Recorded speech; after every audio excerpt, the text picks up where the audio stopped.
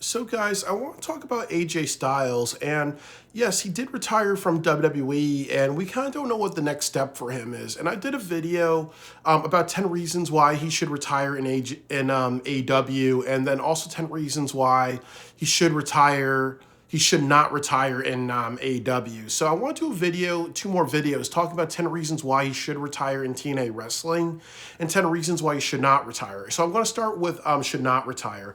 That my first reason is that TNA is not a big platform. That, when they first debuted, they did not even get a million views. If I'm correct, they didn't even get like 100,000 views. So ultimately, I kind of think that, he'll be wrestling on a very smaller platform. And then also, their next pay-per-view is at the Pinnacle in Tennessee. So imagine if AJ Styles debuted there, and they probably will get maybe like less than 2,000 people. And then, when you look at AEW pay-per-views, they get between 8,000 and 20,000 people. I know like last year in AEW, their biggest show was like 23,000 with All In, and their second biggest show was Forbidden Door in London. So my concern is that when you bring in AJ Styles, if he goes to like a Slammiversary or something like that, you don't know how much that's going to draw really. So I think my big concern is, do you really want AJ Styles to be in TNA wrestling when, he's going to probably retire in front of like maybe 8,000 or less people? And as I said, I do understand that if he goes to AEW, like, yes, AEW has gone from over 1 million people a week watching to sold out arenas to, getting really, really small venues, really. So obviously, there's the pot calling the kettle black, really. But I would say that TNA is a way smaller platform, number one. Number two is that he might be expected to boost the TNA ratings. So there could be a lot of pressure on him being like, okay, well, AJ Styles, you are the biggest star in TNA wrestling. You are the GOAT of this company.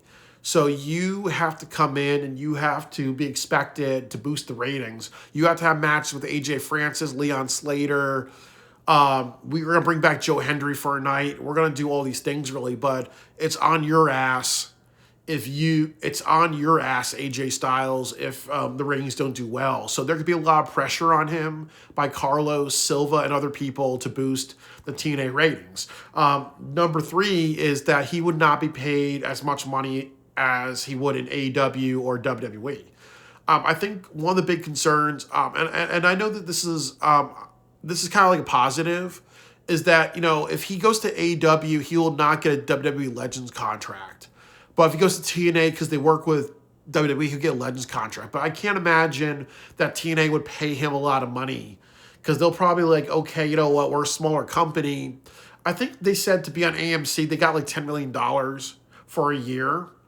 And that's not really a lot of money. There's like AW that's, I think it got like $100 million for a couple of years. WWE got like over $1 billion to be on Netflix for a couple of years. So the issue is kind of like if the company's not generating that much revenue, it's kind of like, how are they going to pay AJ Styles what he deserves really? Because I think his WWE contract's like $3 million a year. So why would he go to TNA wrestling and possibly make $100,000 a year or less really? It feels like it's more like a charity case. So why would he do that? The fourth reason is that a lot of the TNA stars are going to go to WWE. There's people like Leon Slater and Mike Santana that are probably going to end up in WWE really. So if he has his final match against Mike Santana or Leon Slater to build a new talent, or if he becomes the X Division champion, you have him versus Leon Slater, it's almost like, what's the benefit in that? Because Leon Slater is not going to stay in TNA long term. He's going to go to the WWE, more because WWE is very interested in him. He's had matches in WWE. They've talked about Mike Santana, and with Mike Santana and Leon Slater, honestly too, like they have to be like, okay, we make $100,000 or less in TNA wrestling, and we're going to WWE, and they can make us like $500,000 or more a year because obviously they pay their talents very well because they have to pay for travel and other things like that. There's more exposure and everything like that. So if you focus AJ Styles on building new young talents, more than likely those talents are going to end up in WWE. The fifth reason is they don't have a lot of star power in TNA wrestling. I mean, as I said before, imagine AJ Styles versus let's do it like this: AJ Styles versus AJ Francis or Kyle Fletcher, AJ Styles versus Frankie Kazarian or Samoa Joe, AJ Styles versus Jeff Hardy or Bryan Danielson, or AJ Styles versus Leon Slater or Will Ospreay. Like, honestly, WWE has the most star power. AEW has the second most star power. So it kind of almost runs into that situation of, like, why would you, like, almost like, why would you go to TNA wrestling when you're wrestling a lot of people who are veterans who are not as popular? Like, Jeff Hardy, Matt Hardy are popular, but, Moose is somebody that not a lot of people know about. AJ Francis is somebody that not a lot of people know about. Rick Swann and a few other people, not a lot of people know who they are really. So it's ultimately like, why would you go to a company where you're doing your retirement tour and it's against a bunch of nobodies? My next situation, I think one of the biggest ones is that he got screwed over by TNA wrestling. So sometimes in life you gotta say, well, fuck you. Well, when people say fuck you to you, you gotta say fuck you too. Like, remember what happened is that he was the TNA champion, and then they made RVD the TNA champion. They wanted him to make his hair blonde. They wanted him to be Ric Flair number 2. They buried him, and then also the other thing that happened with AJ Styles is that, honestly, they wanted him to be the TNA champion for over a year. They wanted him to be the TNA Hall of Fame, and they wanted him to take like a 60% pay cut. And they also said in his contract, well, you know what, let's say if he wrestles, let's say if his contract is $52,000 a year, 52 weeks in a year, if AJ Styles shows up for one show, he makes $1,000 really. So that's how they kind of take advantage of it. They gave him the title so he could not be on all the shows really, so they kind of pay cut him a little bit more. So they screwed him over a lot, and they wanted to kind of kiss his ass when they made the mistake with Hogan and Bischoff. So because why would you go back to a company where you've been kind of fucked over really? It's kind of disrespectful. It's almost like you look at The Undertaker. If I'm correct, The Undertaker and Stone Cold were fired from WCW. Why should they go and do a retirement in WCW, really? Why should CM Punk do a retirement in AEW?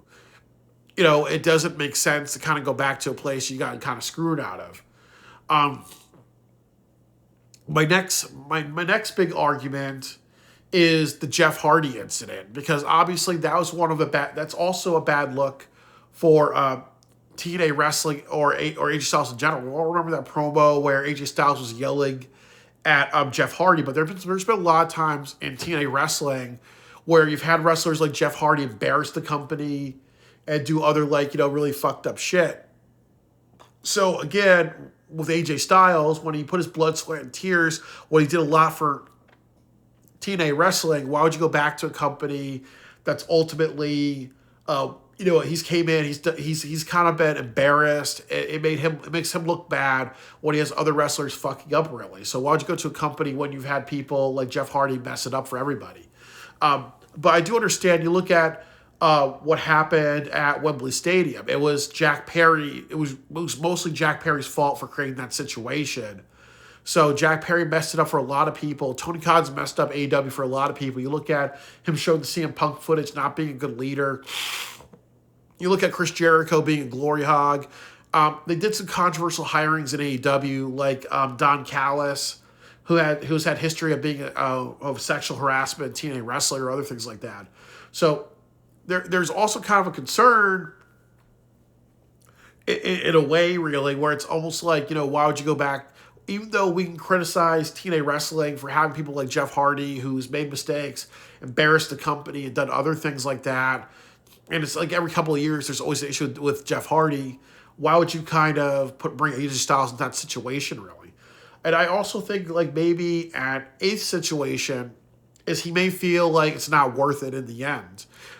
Because he might want to go back to TNA wrestling. He may love and care about the company, or say, I'm going to give it another shot. And he could be like, it really wasn't worth it, really. Imagine, as I said, his final match could be Moose versus AJ Styles. Who the hell is Moose? Who the hell is AJ Francis? Who the hell is Rick Swann? Who the hell is like that guy from the Rascals who went back to who was at AEW for like a week, really. So you feel like, well, I wrestle people who don't really matter, or there could be a lot of problems within the company, and there's also issues with booking and other things like that. So he could ultimately go to a company where maybe the end result may not feel worth it, really. Sometimes you gotta say, hey, a sinking ship is a sinking ship. I've had issues with the 48-hour film project. So if I wanted to retire from filmmaking and I went back to the 48-hour film project for a year or two, I would have to go back to all the bullshit and all the fucking problems that happened when I was there, really. So ultimately, sometimes it doesn't make sense to go back to a company where there is former problems. Two more reasons about it is that it's not AEW, where, he can have dream matches, he can go to New Japan, he can go to ROH, and other things like that. And then the 10th reason is that it's not WWE, really.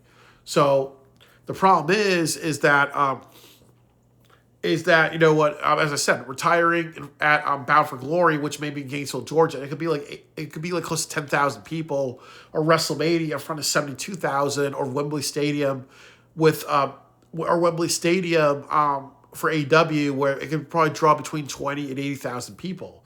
And I think that maybe a final reason is that he should have been in the TNA Hall of Fame first, and that's kind of like one of the biggest middle fingers that he ever got, and was that, he should have been in the Hall of Fame first, really. So it's ultimately like, as I said, him going in so later than everybody else, really, is kind of like a big fuck you, really. So it's ultimately, like, as I said, it takes a lot of forgiveness, but also it's kind of like, as I said, it's ultimately like, well, you screwed me over, but I'm going back to the same person who screwed me over, really.